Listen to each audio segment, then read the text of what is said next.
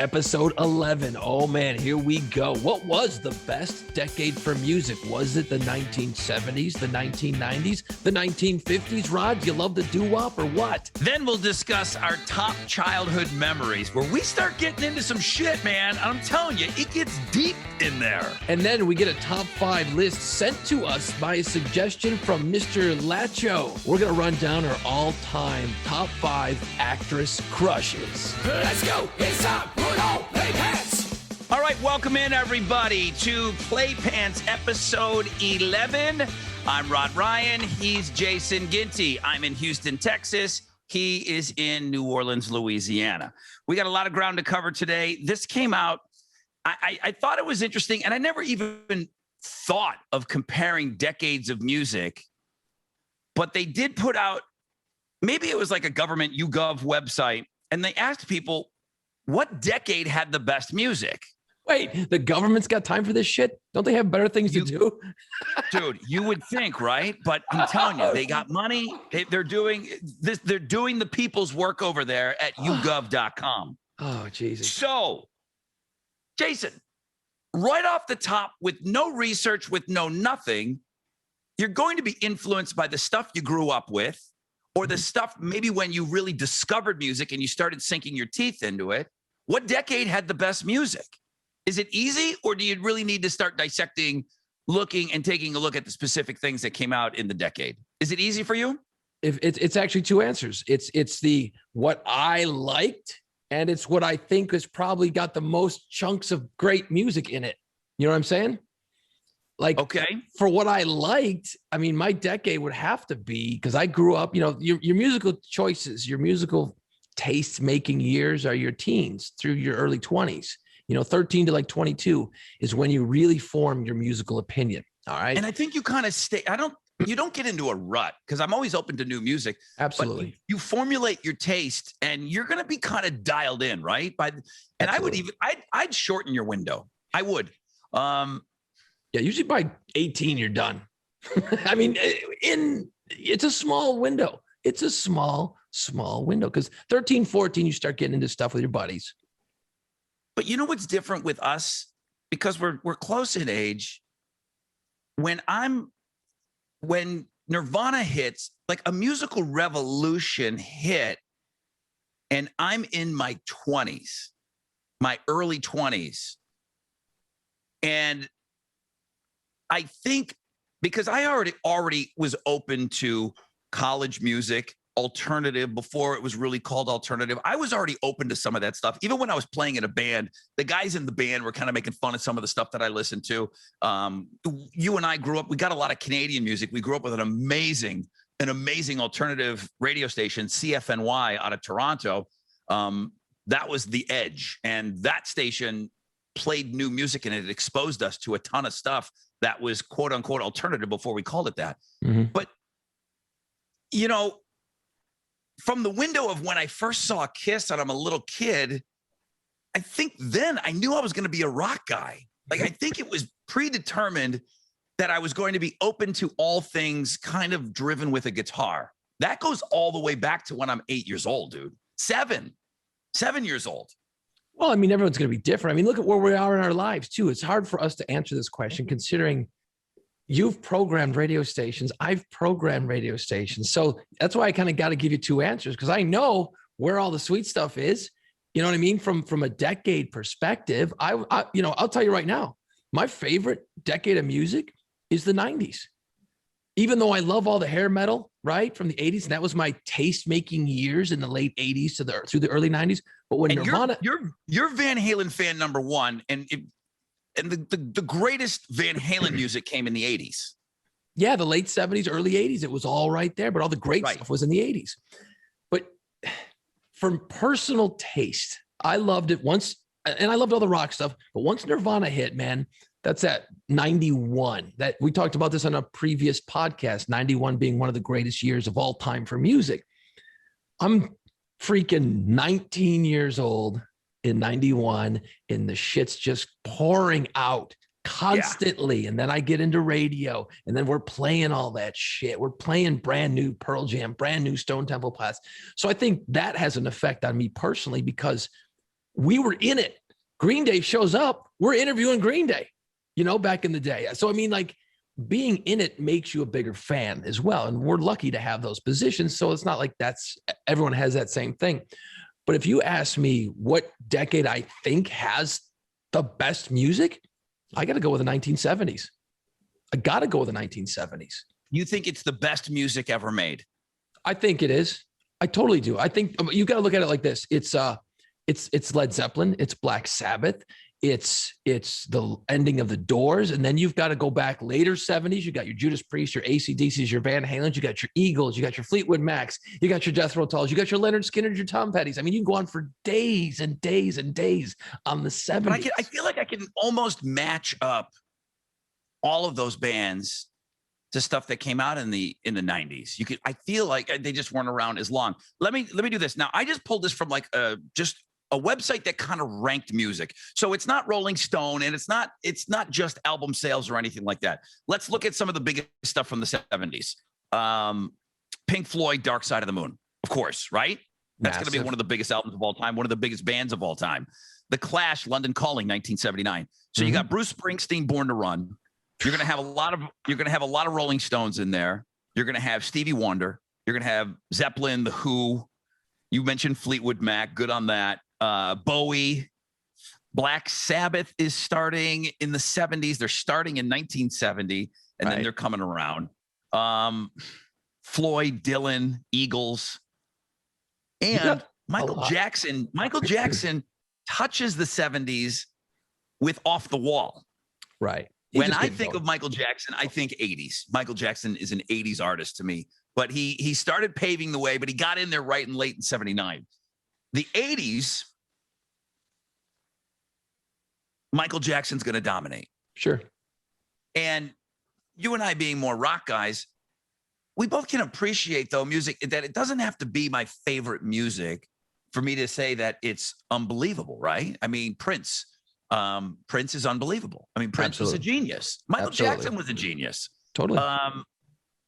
The top stuff from the 80s, Michael Jackson, Prince, U2, 80s claims Guns N' Roses, right? Because that was 87. Appetite, yeah, for sure.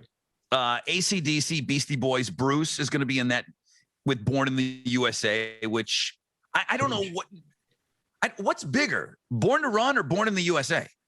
Born to Run is his signature song. That's what he closes with. I'd have to say that's probably bigger, but man, I feel like Born in the USA, that album was everywhere. It was, and it was more commercially successful by a mile. Yeah. In the 80s, you get the introduction of Public Enemy and NWA. And if you're going to be someone that is going to be pulling your influences, your musical influences from rap, you're going to say the 80s for sure. I mean, Public Enemy and NWA, I'm not an expert in them, and I prefer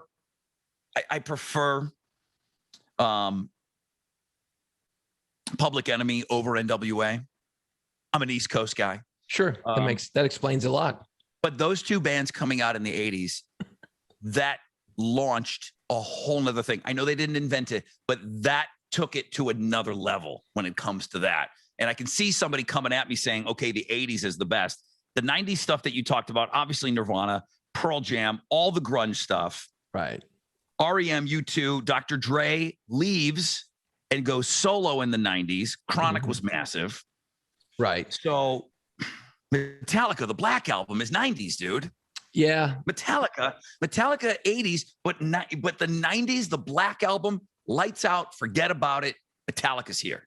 Yeah, but those Metallica fans, they'll say that's the sellout album. So all the cool shit from Metallica happened in the 80s. So that's the problem with that. You know what I mean? Like all the good stuff from Metallica was in the 80s, bro. Which is shit. I don't think that's true. Smashing Pumpkins, 9 Inch Nails, everything that we look at as classic alternative all has its roots in the 90s. The 90s is the best decade of music. I think so. Personally, yes, absolutely. But we kind of were young in the 90s, and we grew up in the business. So yeah, that's why I think the 90s are still great. And that music, if you listen to it, it still sounds fresh today. It doesn't sound very dated. You know, the production's good on it. It still sounds solid. You know, you're going to get some older listeners right now are going, F you guys, man. It's all about the 70s. Because if it wasn't for the 70s, bro, you wouldn't have had the 90s, because each decade influences the next decade, bro.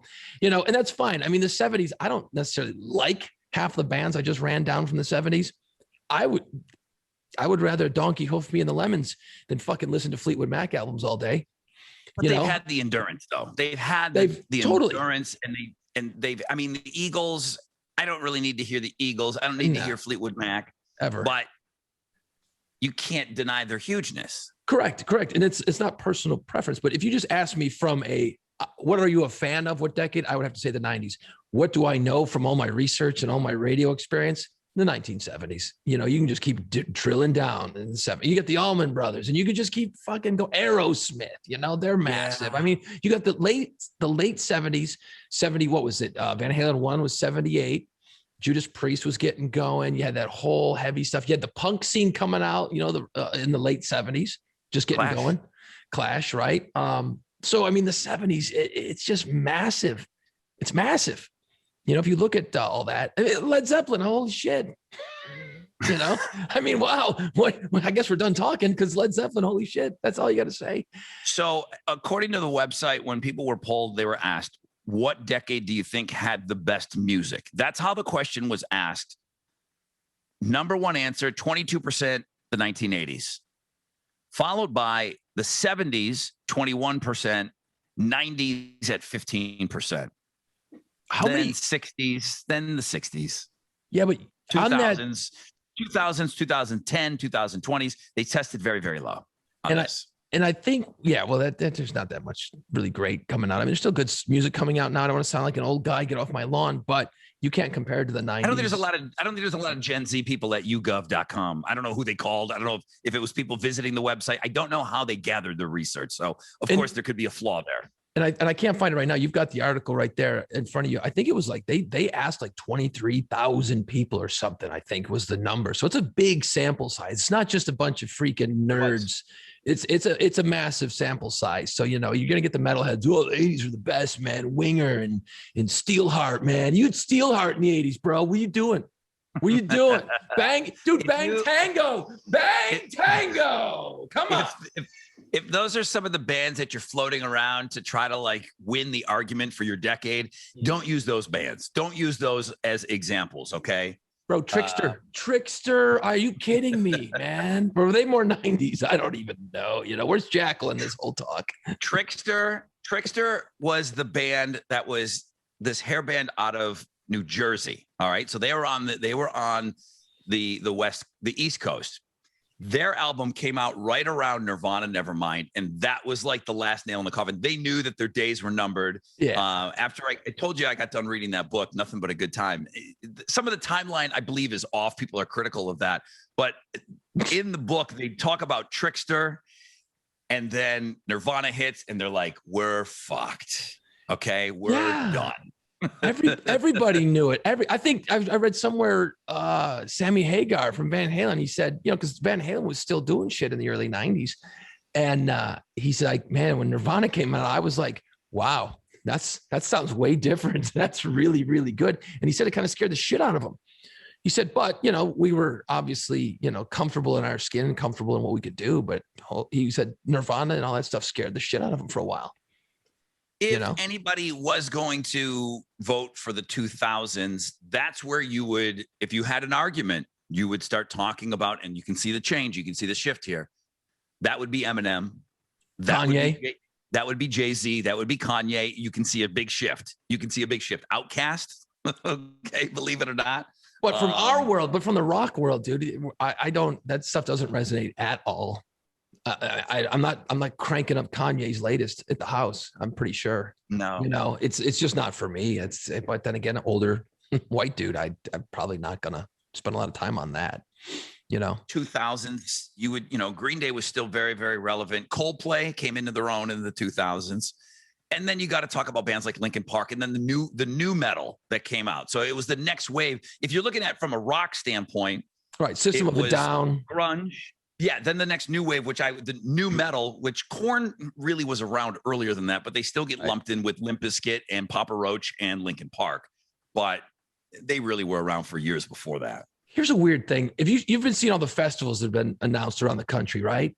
And every time a festival gets announced, I look at it, I'm like, oh, maybe I'll take a journey over to there. And have you noticed on a lot of these more rock-leaning festivals around the country that Limp Bizkit is getting like headline booking?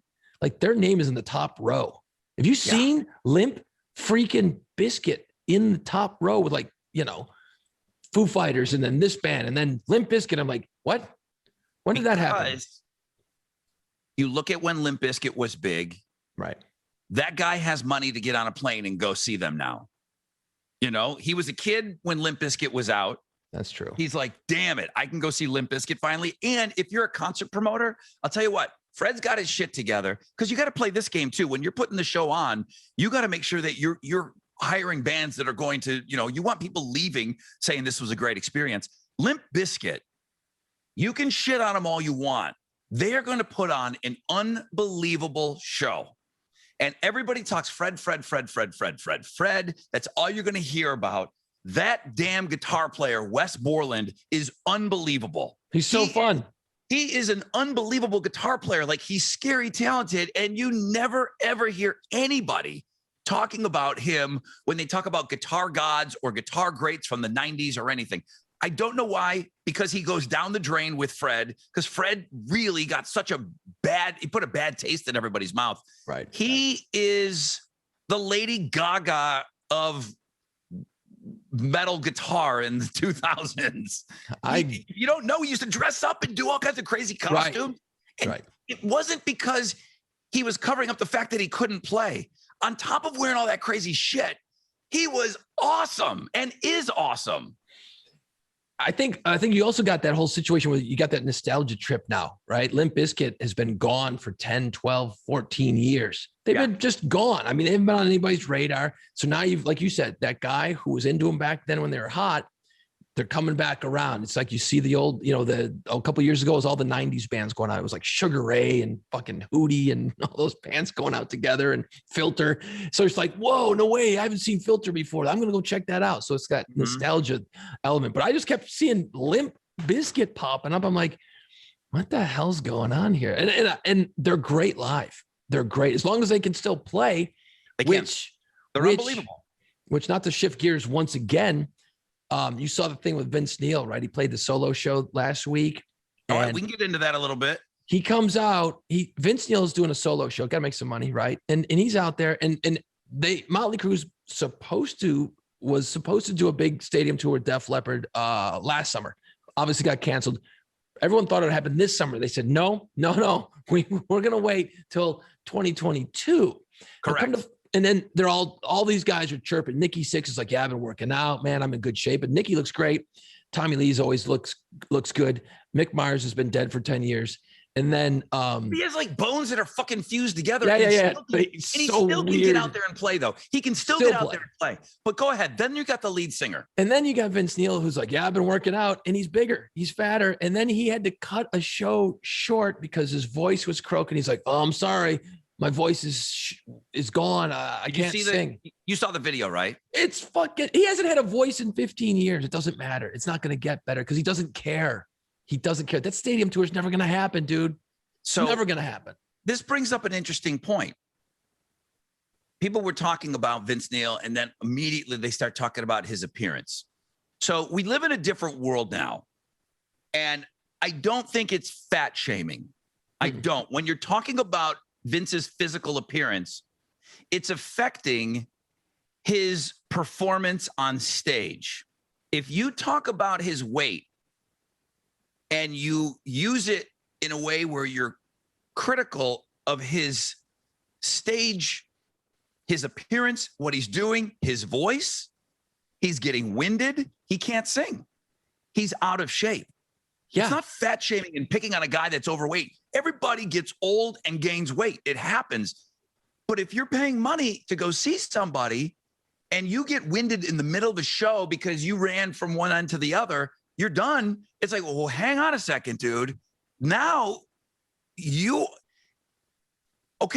fool me once, great. You saw that. I mean, every show you're going to do from here on out, everyone's going to have their phones out and they're ready for you. Guess what? And we have friends Back in Buffalo, there's a hair metal band that plays. Guy that I used to be in a band with, Jim Crean, is the singer, and a couple of the other guys that I played with. They were going to be opening up a ton of Vince Neil shows. Gone, done. Vince is done. He can't do it. Yeah, he can't do it. I mean, he's 60. How are you going to go out on tour with crew and do this big, huge, elaborate? I mean, he was playing some small dink stage. How's he going to play a huge stadium with Motley Crue? What's he been doing? He's not been training. You have to train. Dude, you're going to run around for 2 hours at 60 years old. Yeah, you're going to look worse. You know, it's like when everyone goes and sees these bands that are older now, you know, you go see some of these 90s bands, you know what? They look a little bit older. It's okay. It's what happens. You get old, but you can control. Vince Neil can control how big he is, and he can control his wind. He can do some cardio. He can get in shape, and he can go out there and be Vince Neil and sing. Go get your vocal cords looked at, dude. Figure out what the hell's going wrong, because you can look at this. He doesn't seem to want to do all those things. I mean, if you're big and if you can still sing and you can put on a show, maybe you're not running around as much, but if you still can sing and you can still do a full concert, people are paying their good money. Okay, you don't look the same. That's fine. It's fine. But when your weight is clearly now, it's affecting your performance, then you got a problem. I mean, Fat Elvis could sing. Fat Elvis still sang pretty damn good. He could well. He could well. I saw Motley Crue at the end of their tour. What was it? 2017. They did their final shows in LA, right? Yeah. So I was in LA visiting some family, and someone just brought up, hey, Motley Crue's playing the next 2 nights at the Forum or wherever they were, you know? And I'm like, holy shit, it's their last 2 nights ever. I'm like, let's see if we can get tickets. Well, we did. We got tickets. So we all went. I'm like, holy shit, Motley freaking Crue. I took my daughter, who was like 19 at the time and not interested, but still gets it. I said, look, you're going to know a couple songs. I said, you got to see this and go, okay, I get where all the things that I like kind of come from, because Crue's great on stage. They do a great live show. So I go, and from song 1 to the last song, Vince Neil couldn't sing for shit. No. It's like Home Sweet, and he holds a microphone out. The whole night it was that. I'm like, bitch, you sing, I paid the ticket. What's a shame is the rest of the band is so fucking good. They sound great. Are they? And do they? Hang on a second. Let's go back to that Vince clip. The other guys that are in Vince's band, right, they had to stay on stage, and it was just like Jessica Simpson's sister, Ashley Simpson. Right. The track was playing and she didn't know what to do. Those guys had to stay out there Milli Vanilli style and finish the song because there was the girls, the backing track was playing. Right. They had to keep going. And their singer just kind of walked off stage, and they're like, oh shit. We can't stop the track in the middle of it. So we got to finish this. So now it's Dana Strummer out there on guitar from Slaughter.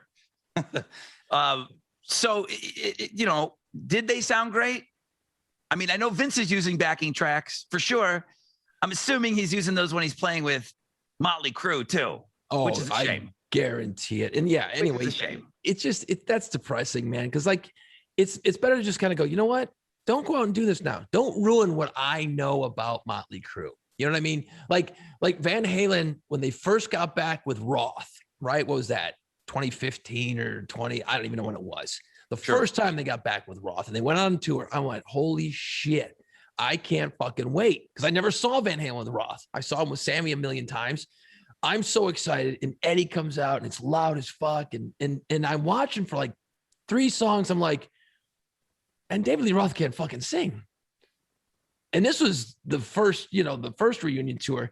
And then he's jumping around and it's not what I remembered about David Lee Roth in the 80s. And it was weird. And I was like, so he never could sing. Roth could never sing. Go to that old US Festival stuff, 82. Oh, no, he never could sing live.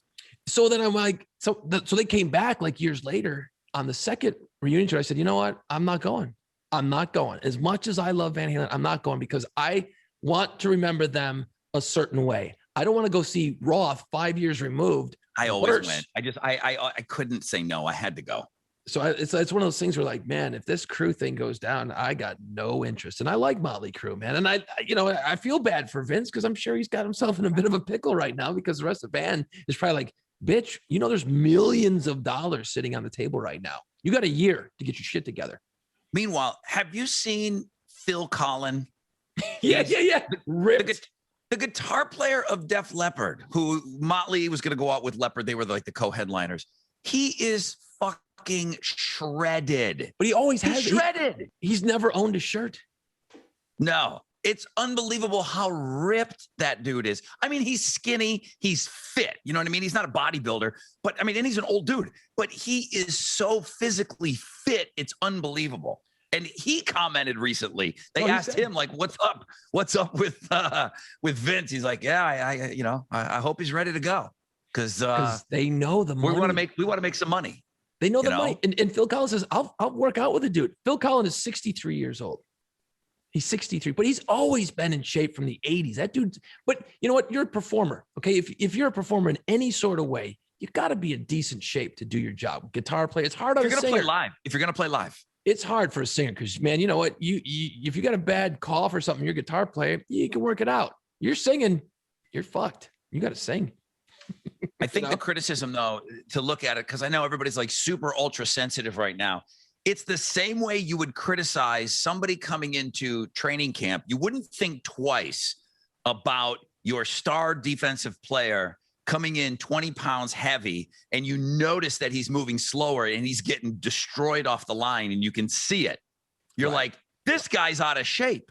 You can say it to an athlete, but then all of a sudden you start talking about a musician. For me, it's the same thing. It's absolutely the same thing. You're buying a football ticket for your favorite team. You're expecting these guys to come in conditioned and ready to go and to win. It's the same thing with a rock band. I'm expecting them to come in conditioned and ready to go. You're telling me that you want me to spend a shit ton of money to come and see you perform live? Okay, I want to. Okay, I do. But there's an agreement here. You got to put on a show, and you got to come in. You got to come in ready to fucking rock. And think about this. Part of the rock star mystique isn't just the music. It's that look. Bunch of strung out, skinny, dirty dudes, man. You know what? I get it. People are going to gain weight as they get older. That's fine, like you said. But at least give it a rip. Give it a shot, bro. I mean, give it a shot. You're there. That's your job. Your job is to be the rock star. Be the rock star. Don't, you're going to get older. You're going to look like shit, but at least try. And he's not even trying, man. Well, Rob, we gotta take a quick break here. I want to talk to you about a kick-ass place to hang out on the weekends in Houston. Come on. Lucky's Pub West, I-10, and Barker Cypress. Astros baseball heating up, man. They got 40 TVs. Check out the game. Great game day specials. Amazing food. They got the best pizza on the best side. Killer wings, burgers, and those famous Philly cheese steak egg rolls. And looks like it's about time to start putting some meat in your mouth. Steak night every Thursday. Yeah, steak night every single Thursday. I can taste it right now. Check the Facebook page for details. Lucky's Pub West. Always an ice cold beer at a fair price. I-10 at Barker Cypress. Cold beer at a fair price. It's something about, now that it's getting hot. I mean, it's hot as balls here in New Orleans now, man. It's finally hit that moment in the summertime when it's hot as balls. Somebody handed me a beer the other day, and it was perfect. I mean, it was so cold. I couldn't hold it in my hand. Cold. It was perfect. I went, you know what? I want every beer the rest of my life to be just like this one. Was it a draft? No, it was in a can. They must have had it. Okay. It was cold. I'm like, damn it, that's the only way to do it, man.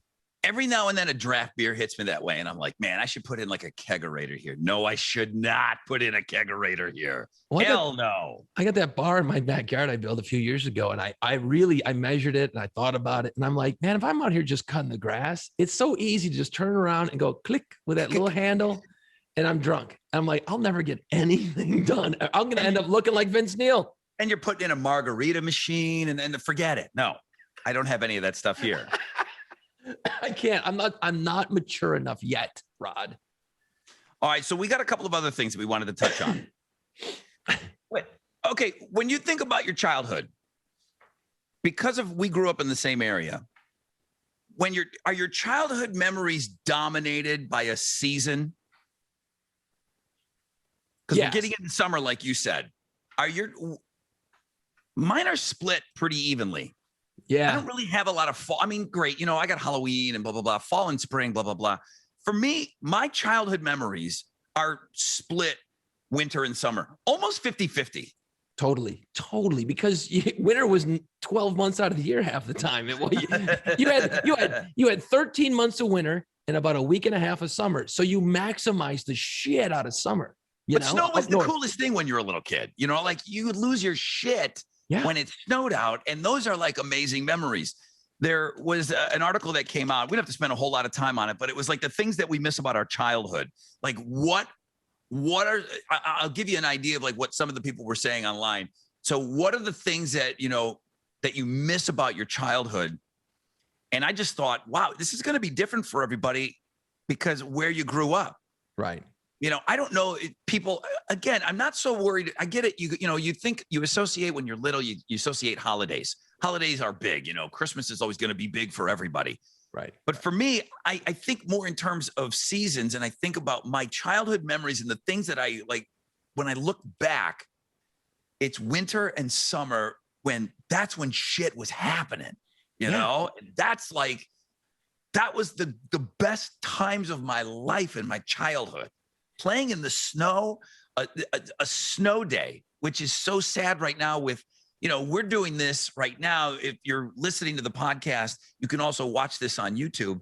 But, we do this kind of in a Zoom format.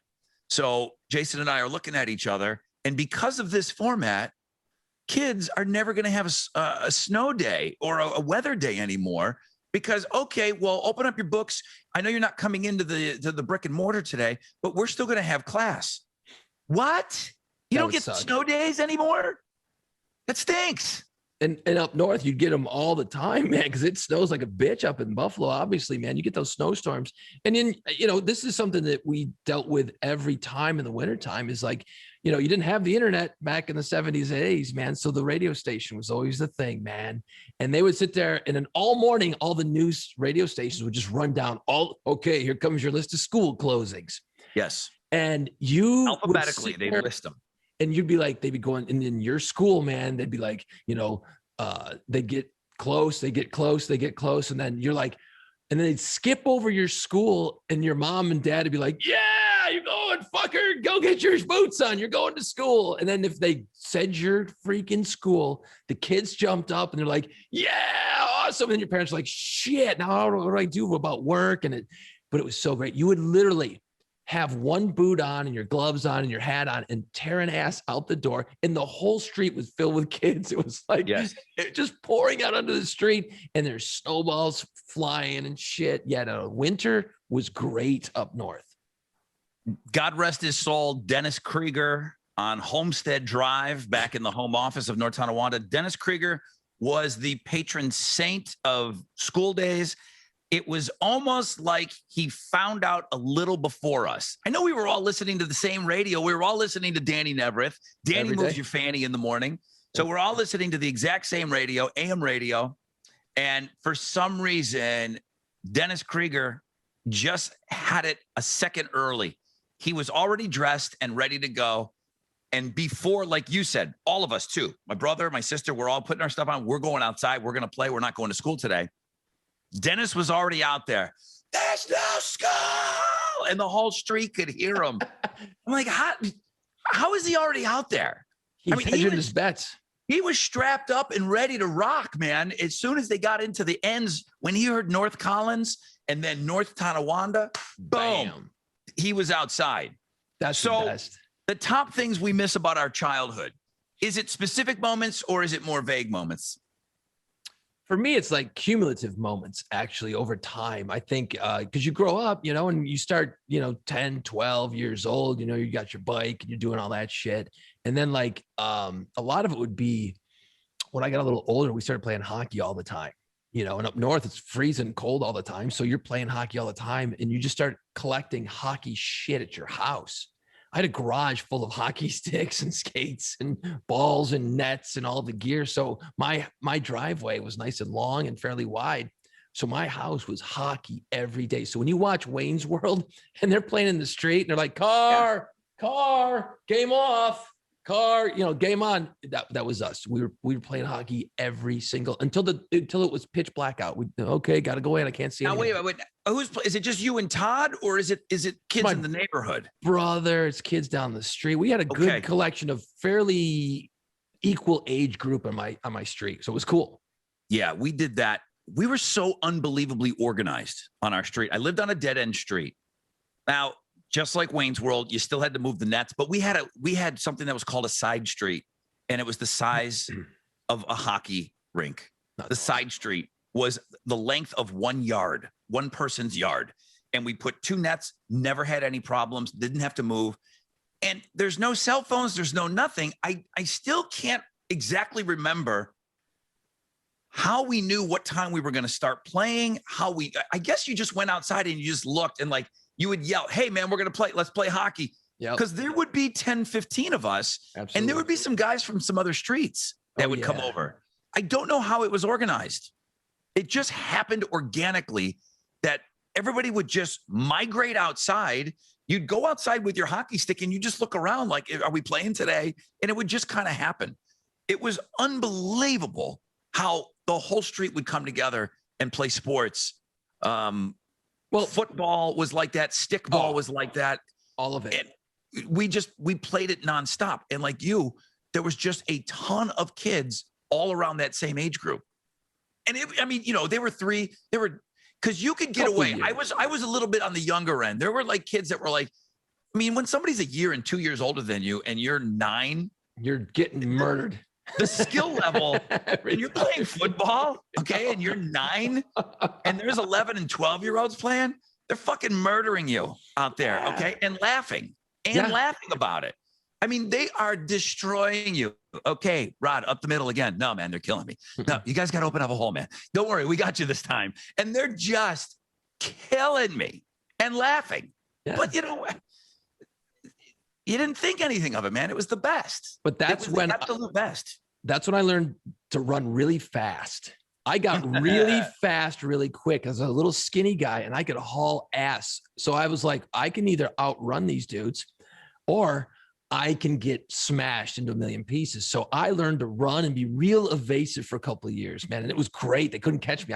They'd throw the ball to me. I'd catch it and I just boom, gone down the field. But one thing that was cool about me growing up is my dad worked in a landfill. He worked in a dump. My dad worked in a dump every single day. Okay. And now that's what he did for 40 years.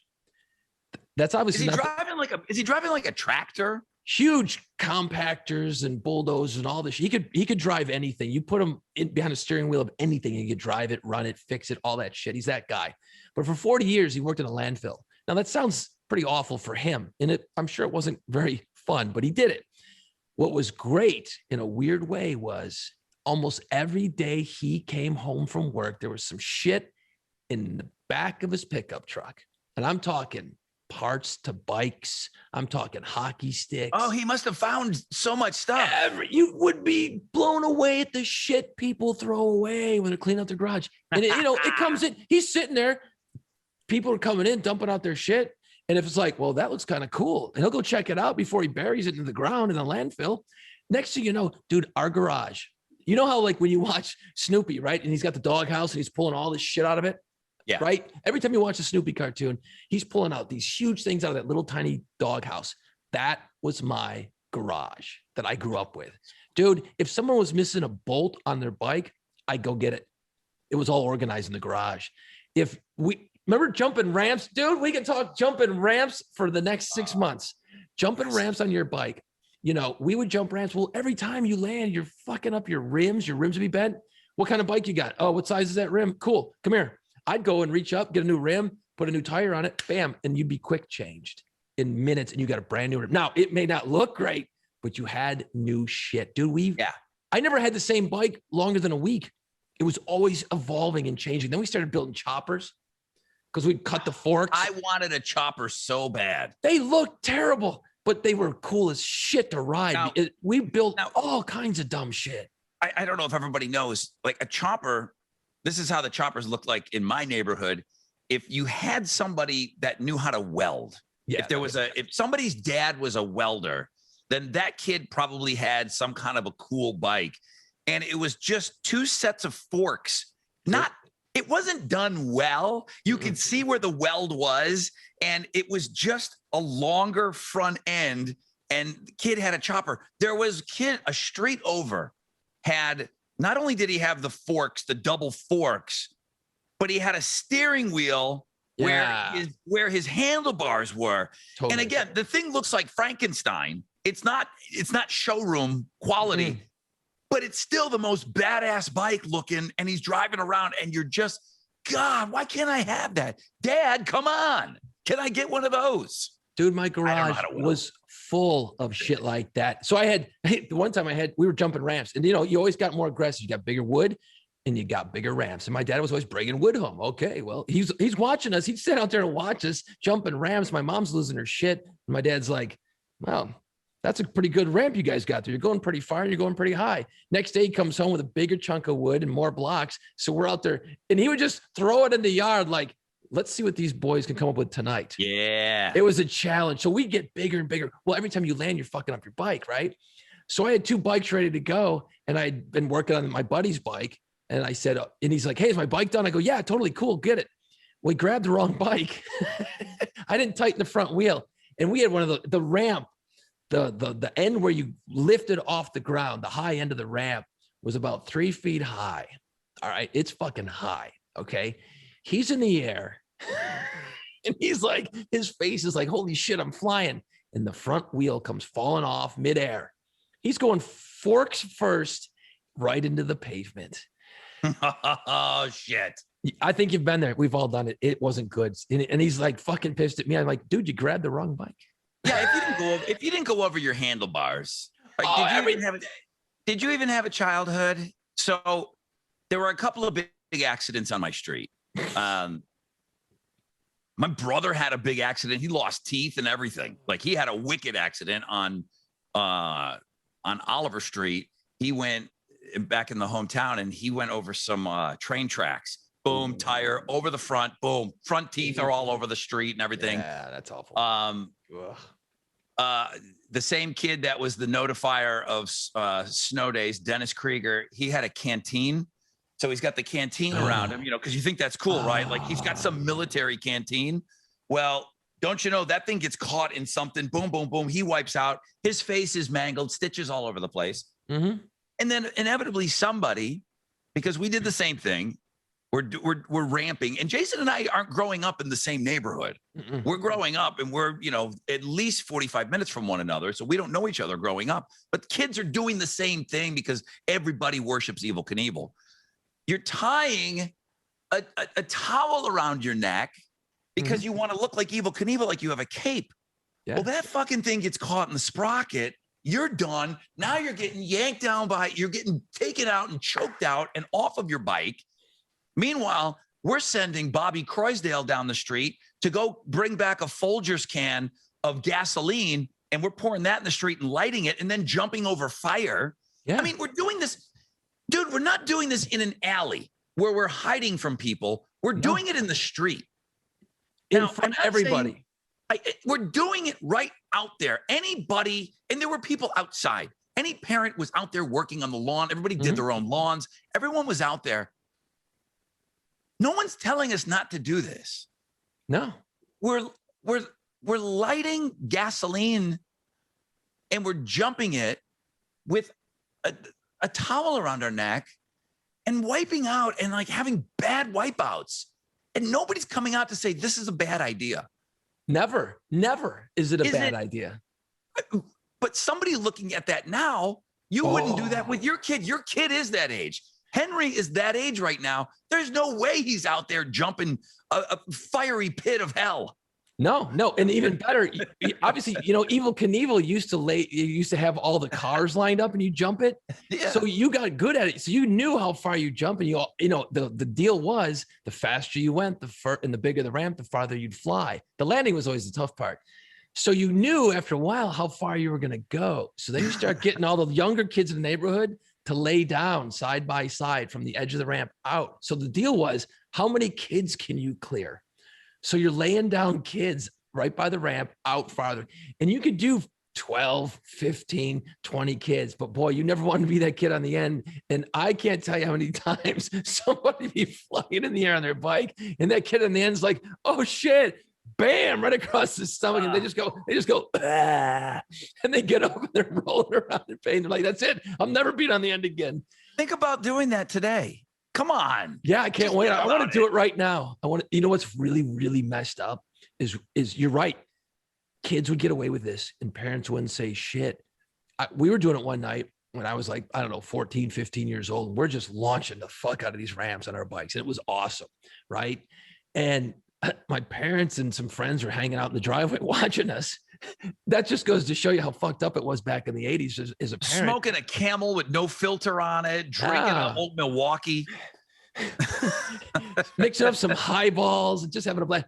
So one of my mom's friend goes, hey, let me try. No. Yeah, dude, teeth everywhere. She fucking didn't have any idea. Like her feet flew off the pedals when she landed. The thing, the handlebars are twisting around. Yeah, they took a couple days patching her shit up. So yeah, no, being a child is those are my memories for sure. You know, the saddest meme I ever saw, there's two of them, but the first time that I was introduced to this series of memes was it showed, and it's like, it's an old school, it's a bunch of kids on their bikes, right? And it's at night, and it said, one day you went out to ride with all of your friends and you didn't know that was the last time you guys were all going to ride together ever again. Oh, shit. How bummed out are you? Damn, that's messed up. So just, it shows these kids and they're having a great night and they're just cruising around and they got that freedom. Bicycle was freedom to me. Totally. A bicycle was, you got the bike. Now you can leave the yard. You can't leave the street. We always did. Yeah. That was freedom. I can just get on this bike and go. You know, and our parents didn't follow us around. You just drove. It didn't matter. You know what I mean? You're 6 years old. You're out of the house. You're out of the house with no adult supervision. But it showed these kids. And I think about even like as we got a little older, before we got our license, and we're out riding our bikes around town, where now we're leaving the street and we're cruising around and probably stealing stop signs or whatever. And you were out with a bunch of friends on your bicycle. And no one said it. You didn't know it at the time. That was the last time you were ever going to do that. Yeah, because one of the older kids probably went to school somewhere or moved, and then it starts probably just falling apart. It doesn't just end. You know what I mean? If you're not crying right now, the other meme is a mom, and she's putting her kid down, and it said, "One day your mom set you down, and she never picked you up again." Jesus Christ. What the hell are you reading at night, man? Dude, holy shit. Does that warp your mind? Yeah. One day this happened to you and you don't even know when. No. But when was the last time you picked up Julia? Okay. She's a 20-some-year-old woman, but at some point you set her down. That was it. And you didn't think about it, but you never picked her up again. Yeah. You could probably do that with just about anything. And Are we drinking during this podcast? I need to get wasted right now. That's tough to think about. But you know what it is, Rod? I think, whatever your memories are, and I'm sure people are running through their Rolodex right now as they listen. And you said it when you said it's freedom. When you're a kid, there's nothing but freedom. You know what I mean? Your job is to go be a kid. That's it. Go have fun with your friends every night. Like I don't think it was very often that I would be like, hey, Mom, I'm bored. We found shit to do. We weren't allowed to say it. No. If you even like, and like kids in the summer, man, there's nothing to do. Oh, really? There's nothing to do. I'll find you something to do. And it's like, oh shit, out of the house, boom. There were days that, you drank out of the garden hose. You didn't want to go in the house because you would be stuck. You wanted to stay out the whole day. We stayed out the whole day. You didn't eat. You drank out of a hose, and maybe if you're at one of your buddy's house, somebody brought you out some food or something for lunch. Once we left the house in the morning, we didn't come back. We weren't required to be back home until dinner. Rod, that's insane. You know, there was probably that one day when you drank out of the water hose and you didn't realize that would be the last time you drank out of the water hose. And I never drank out of the water hose again. Dude, I'm going to cry. Why do you want to make me cry? You know what's funny?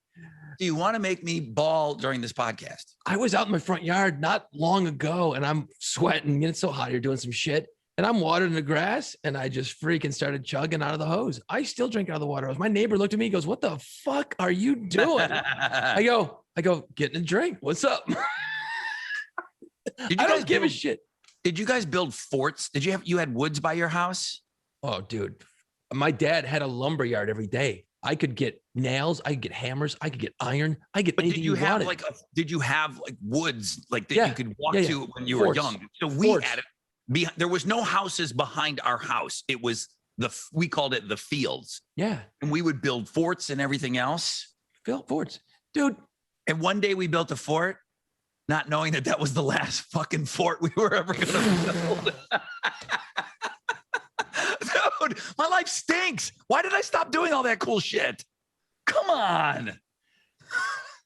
You know, I can probably remember it now. I was flying through midair off one of those ramps and I landed on that kid at the end of the line and probably crushed his ribs. And that was the last time I was ever going to do that. That was the last time I broke a kid's ribs with the back tire of my bicycle. It never happened again after that. Yeah, probably a good thing, actually. That is a good thing. But that's a good point. But yeah, Rod, it's all about freedom. It's all about the freedom. Man, we could talk about this all day. Holy shit. I'm not even going to bring up. We'll save it for another podcast. All right. Well, some of the things that people talked about missing their childhood were the school holidays. No paying bills is a pretty good one. You spend all day playing. We talked about that. Not having to work, no responsibilities. If you were lucky enough to have your mom cook all your meals, I mean, think about, I never once thanked my mom ever. No.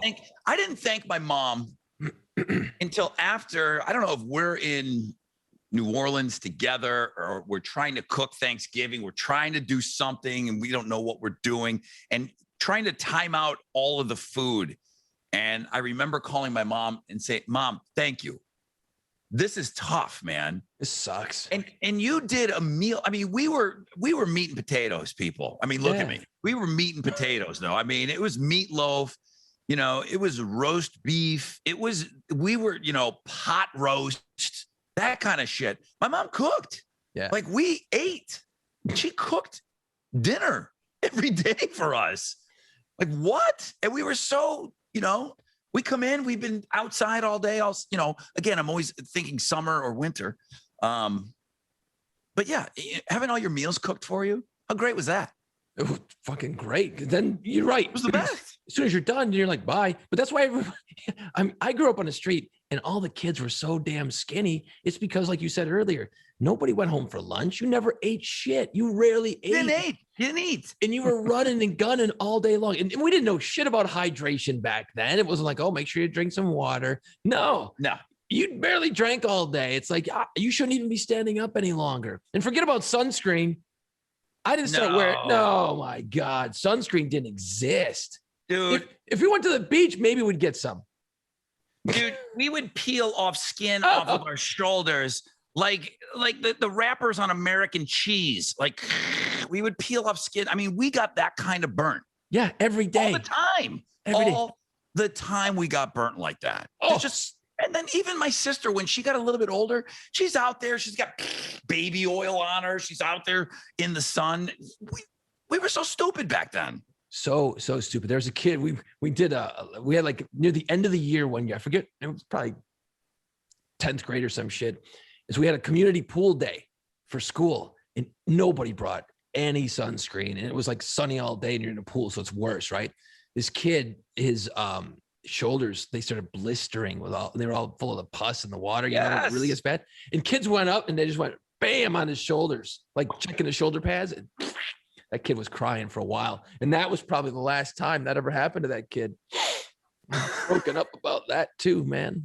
Now you're making a mockery of what I was talking about earlier. I am not. You know me better than that. I would never do that.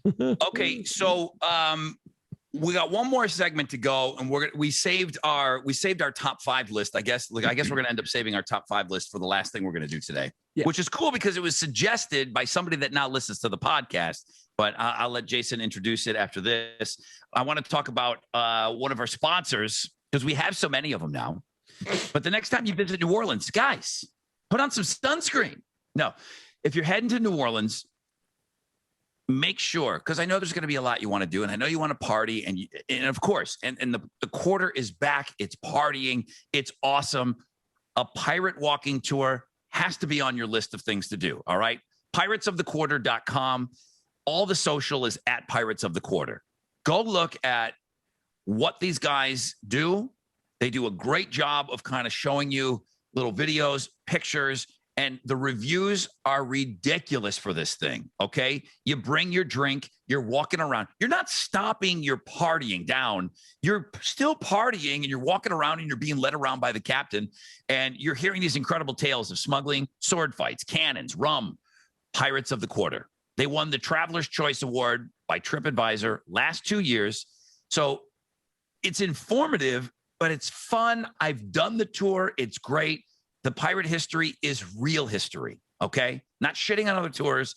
They're going to tell you stuff that really happened right where you're standing in the areas that you're going to be walking to, okay? New Orleans and pirates, they go hand in hand. Piratesofthequarter.com, links at the Playpants podcast page and at our YouTube page. Rod, we've gotten a lot of suggestions for our top 5s. Our top 5s are always fun because it gets us talking about stuff that you don't normally think about. And then what happens when we do the music or the movie stuff or the actors or anything like that?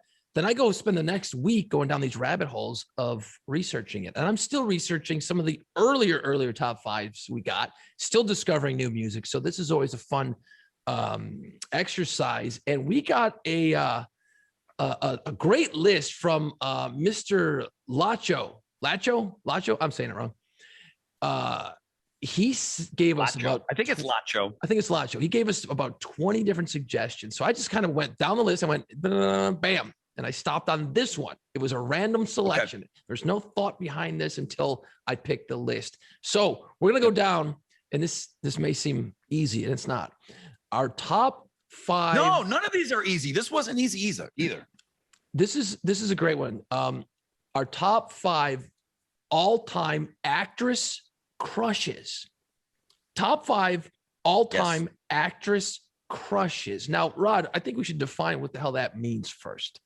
You know what I mean? Like, where are you coming at from this angle? Is it just a hot chick, or someone who you would run over a wagon of puppies to get at if she said, "Hey, Rod, how are you?" I got a little mix of everything. Okay. There's somebody on my list that made it in for one moment, and I've never been able to get it out of my mind. There's somebody that made it on my list that I just think there's nothing that she does where she's not phenomenal, and she's probably one of the hottest chicks on the planet. And then there's a chick on my list that goes back to when I'm a little kid. I got a little bit of everything here, bro. I am all over the board on this because I didn't want to just go and take my little kid and the stuff that I fantasized at when I was a little kid. I wanted to try to get a sprinkle in, like, okay, what holds up right now though?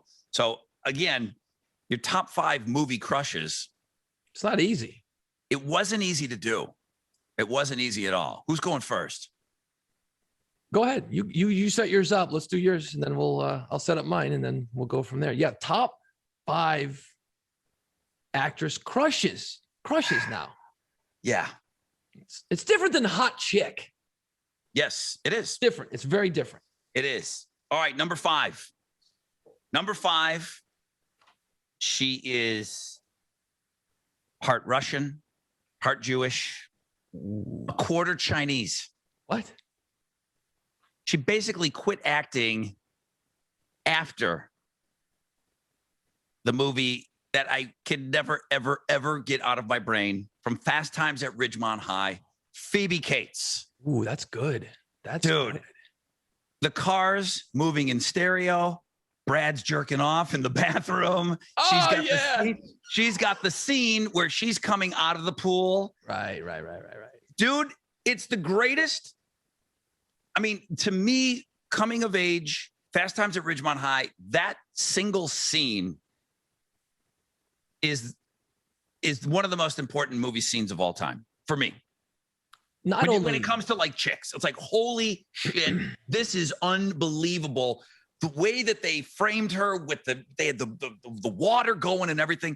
She kind of disappeared after that. I think she kind of quit acting shortly after that. She may have done 1 or 2 other movies, but that was it. I think she married Kevin Kline. Wasn't she in Gremlins? Wasn't she one of the girls in Gremlins? And she did a couple of things, but that was it, man. But Phoebe Cates, she is forever immortalized because of the scene in Fast Times at Ridgemont High. That's my number 5. I like it. It's a good call. Okay, good. My number 4, Charlize Theron. Oh, yeah. Her in Monster. She was great. So hot in Monster. God damn. So hot. Shows the range. It shows the range here, though. If you do want to talk about, I mean, I don't know that Phoebe Cates was going to win any awards for her acting. Now, on the other hand, this one, Charlize Theron, is definitely one of the best female actresses out there. And she just happens to be probably one of the hottest people on the planet.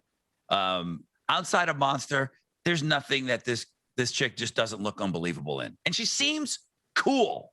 She does. Like, she seems so sure of herself, so unbelievably cool. I always crush on her. And I don't even have like a whole laundry list of movies that I've seen her in. I mean, even in that Dior commercial, it's just unbelievable how great she looks in that perfume commercial. Did you see the one where she did it? It's not that old, with Seth Rogen, where she's like this powerful woman. She ends up becoming president, I think, and they're like romantically inclined and all that bullshit. How does Seth Rogen get into these parts where he's with these chicks that he could never get in real life? She is so hot and so cool. Same thing with Knocked Up. How does he get these roles where he's with these women? I did see that movie. It was good. And she is ridiculous in that movie. She just lights it up. That movie's a little messed up, but it's pretty good. That's number a good 3. She was number 3. She was on my list, man, but I didn't put her on my top 5. She was in there though. She's in the wheelhouse. Really? Yeah, okay. Yeah. This is going to be interesting because I want to hear some of the ones that didn't quite. I want to hear some of the bubbling unders. My number 3 kind of goes back to the whole thing that I set up with Phoebe Cates, and I'll just say it. It was my first boner. It's the end closing scene of the movie Grease. It's Olivia Newton-John with the red candies and the black.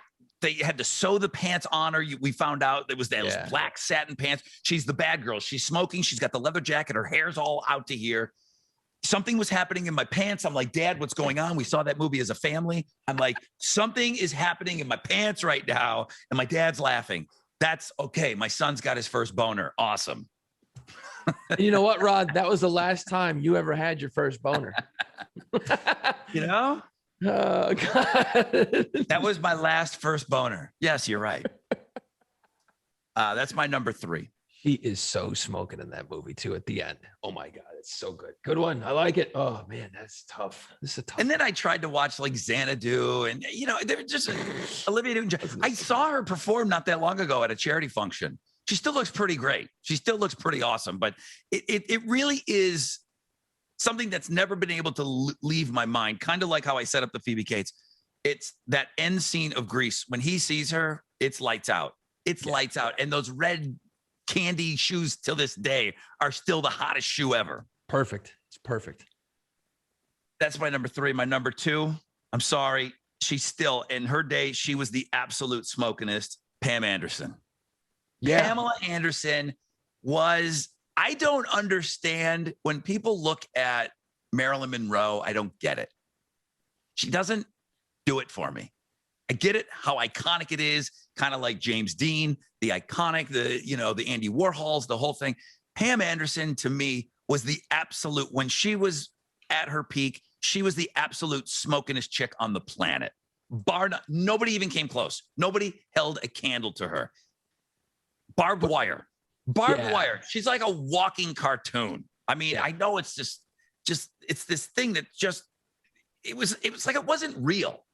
She wasn't a human. She was like a fembot.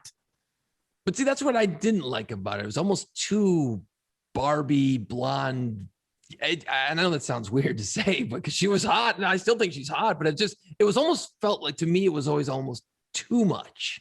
And I was just like, man, that doesn't even seem real. That can't even, that's not even a human. She was just ridiculous. So Pam Anderson's my number 2. Damn. And my number 1, obviously a lot of this stuff, I'll tell you what, everything that's bubbling under is more current. And I had to pay respect to the things that got me to where I am. The first chick I ever hung up in my bedroom. And we weren't a family that talked about a lot of stuff, like I put this up and mom's like, what's that about? I don't know. You like that? Shut up. Get out of here. Wonder Woman. Linda Carter. Holy shit. How do you not? She's still. Dude.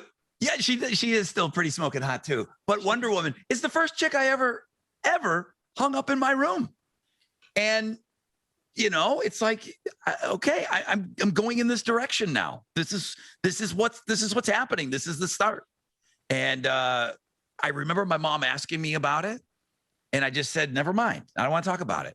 Well, do you like my mom? I remember kind of needling me just a little bit about it. Oh man, like what is that? Because I probably had Kiss up. I probably had $6 Million Man. Picture. I used to cut them out of magazines and put them up.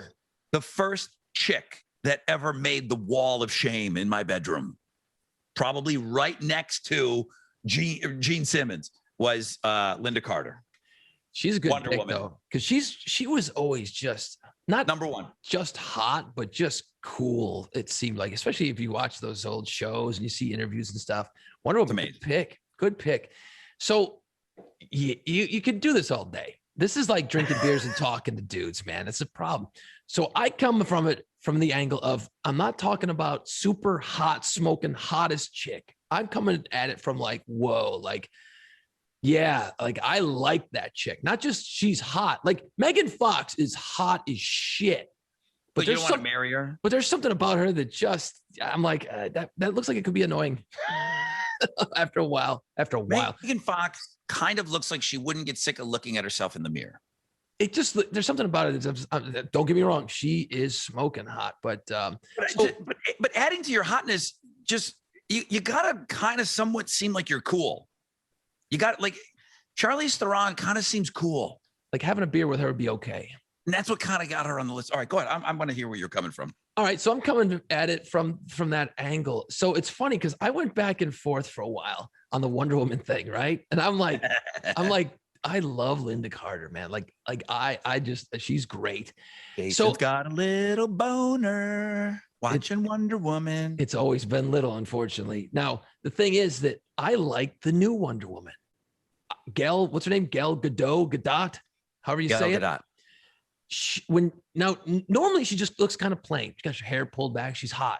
But man, in the first Wonder Woman, when she lets it down and there's that scene when she just goes and runs across that field and she's just kicking everybody's ass, there is something just magical the way that it was filmed or whatever. And I'm just like, I remember watching the first time and I'm going, holy shit, that it just washes over you, man. The hair on your arms go up. It's not about a boner either. That's different. It was just like, are you setting me up or is this your number 5? That's my number 5. You're going with new Wonder Woman. I went with old school Wonder Woman from the 70s, and you're going with Gal Gadot. Yeah. Because I don't know. I don't know. Who cares? She's not going to be listening to this, I'm pretty sure. But yeah, no, there's something about her in those Wonder Woman movies that, not the whole movies. There's times, like you say, the Phoebe Cates that just hit you, right? Dude, Jake Fisher just texted me. He's our guy that produces this.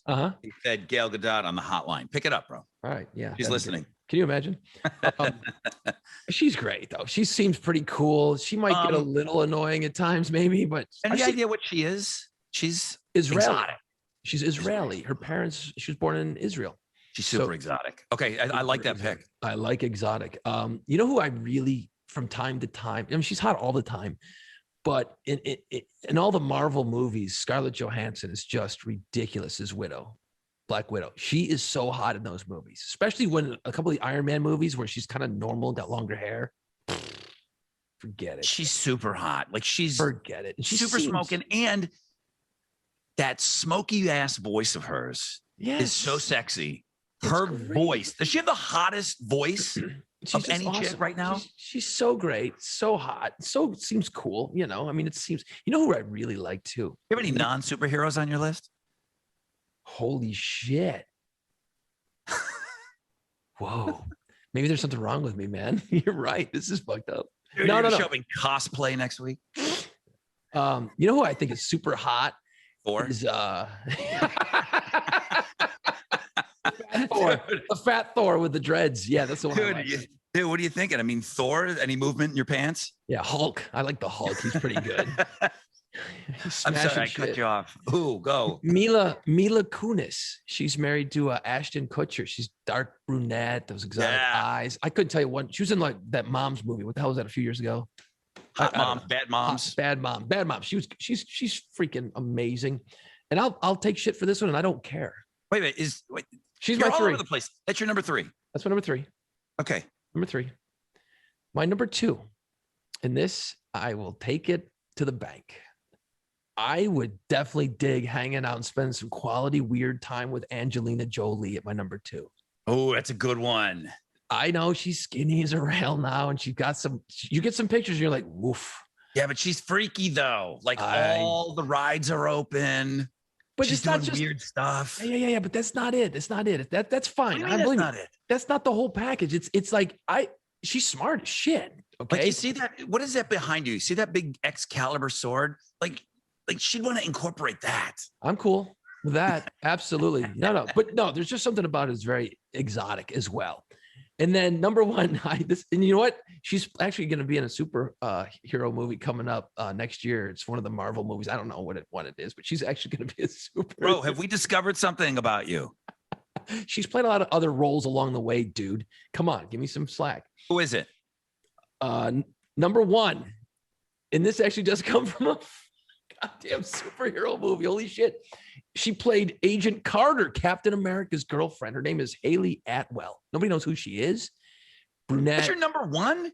You're coming at me with a number 1 that I don't even know who it is. I got to go look this up.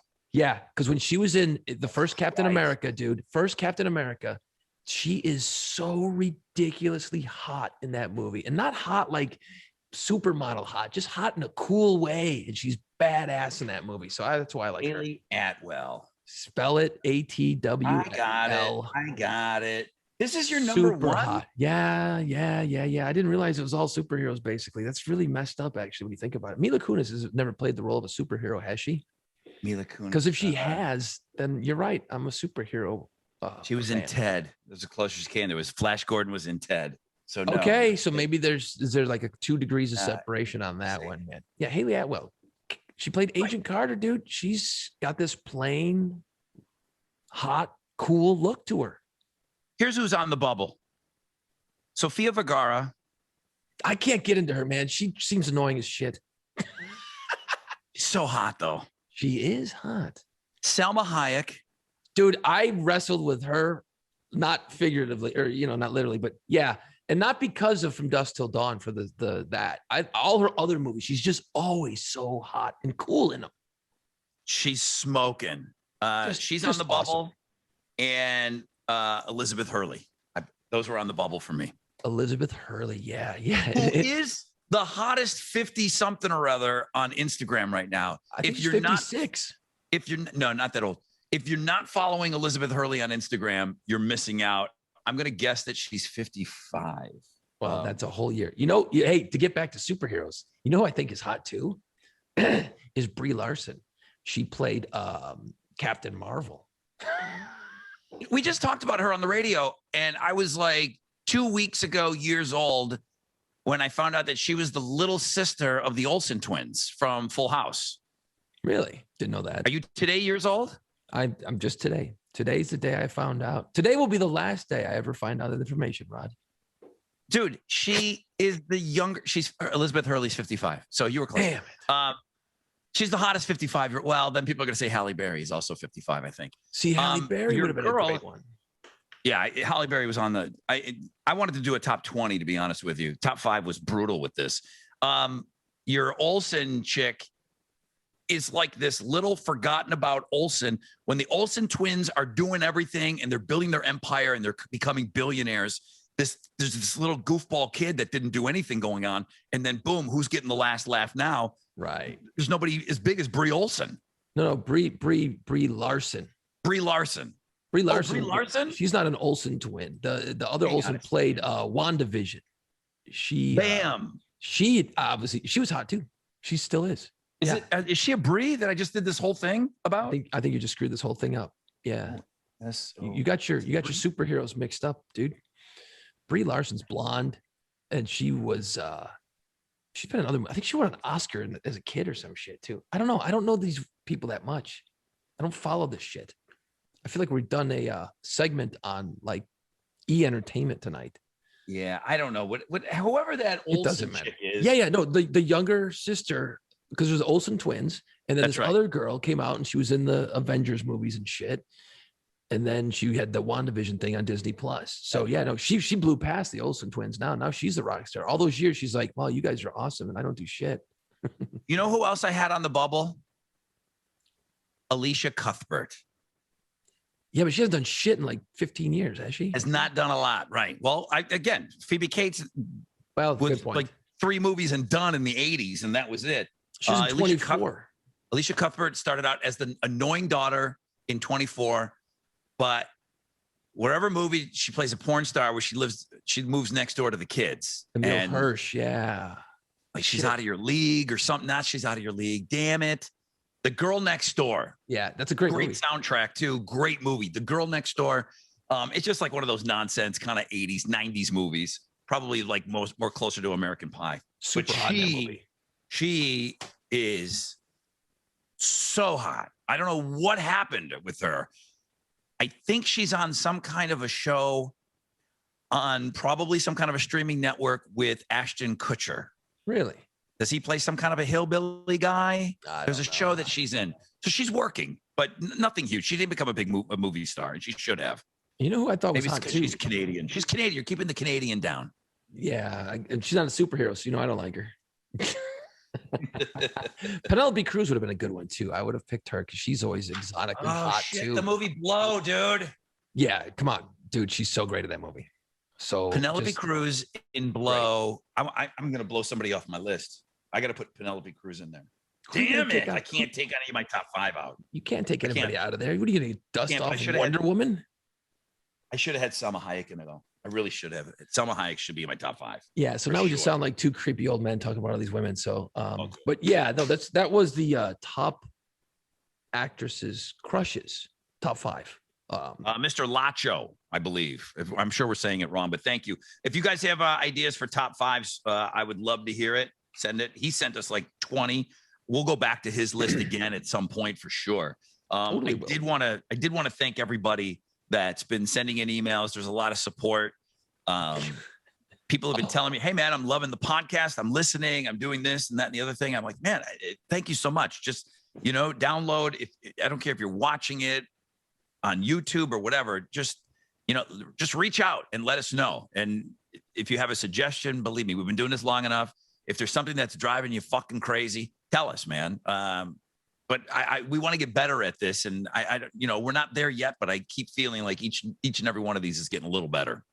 It was fun reading because last week we did phobias, and that one hit a lot of nerves, man. That was fun because I actually got a couple of emails where this one girl said that when I was describing being at the Eiffel Tower and like putting my back against the wall because I was so afraid of heights, she's like, dude, you were freaking me out. I'm driving to work and I'm freaking out listening. You had me so on the edge. I could see it. I could feel the wind. She's like, I'm right with you, bro. I'm right with you. She's like, I was freaking out. And then I got another email. Some dude goes, you know what I hate? I hate wasps. I'm afraid of wasps. I'm like, it's weird how, and then snakes was a big one. Although I did get the people that came out and said, no, snakes are cool, man. They're not going to hurt you. They're okay. And I'm like, all right, fine. I don't care. Don't want to see them. I'd rather chop them up with my lawnmower than look at them, So the phobias were a good one, man. That was, and you know what's worse? Is because I posted a couple of pictures to Instagram, right? And what do I got to look up when I'm posting to our Instagram? Snakes. I'm looking up fucking snakes. I'm like, this is like torture. And then I'm looking up high places. Dude, if I look at a picture, I'll get like vertigo. I'll get that feeling like I'm going to fall if I'm looking at a picture. You look at a picture, you don't like looking at a picture of a high I don't mind, but if it's one of those ones that's like really on the edge, or you go to a movie theater and they do that whole thing where they go over the edge of a building. That I can't do because that simulates a ride. I'm like, whoa. There was a movie that used to be shown over in Canada where we grew up, but you'd go just over the bridge, and it was, I don't know if it was part of the Marineland or Pyramidville. I don't know what it was, but there was something called To Fly, and you stood up, and it was a 10-minute movie, and you stood up, and it was this big, massive, like an IMAX type screen. You were in this thing, but it was like all the way around you. It's like a bubble or something. Yeah. And they would show the guy, the camera angle would be him on like a glider. And then boom, he would jump over the cliff, and then now he's flying. And it's just and then there was the roller coaster and everything. And I'm sitting on the floor. I'm like, I'm sweating. I'm sweating. And you're not going dying. And you're not moving. And you feel like you're on the ride. And I know they've got probably Disney rides like this now. Yeah. But I'm not a ride guy. So it's not so much the height. I don't care. I can't do. They got a ride at Epcot called Soaring, right? Soaring is a great freaking ride. But I went on it, and like you walk into this room, and it's got like rows, and they're hanging, right, of these chairs. And it's like you're strapped in. They got a seatbelt on you, this whole thing, right? And you're sitting really close to this massive, almost like IMAX movie screen. And what you do is they turn the lights out. You're seatbelted in like you're going upside down and shit, right? Yeah.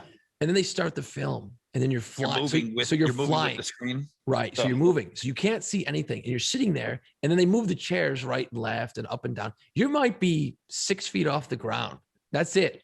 But you're going over treetops. You're going over Mount Everest. You're going over New York City, and you're just high above everything, dude. I am losing my mind. I'm losing my mind. And what's great is like when you go over a pine forest, they're like put blasts of like pine scent in the air. You go over an orange grove, and they put the scent of oranges. I mean, the ride is cool as shit. But you're watching a movie, and I'm up there, and I'm freaking out. And at the end, I'm like, I was strapped in, and I was like 6 feet off the ground the whole time. I'm like, that's embarrassing as shit. That's embarrassing.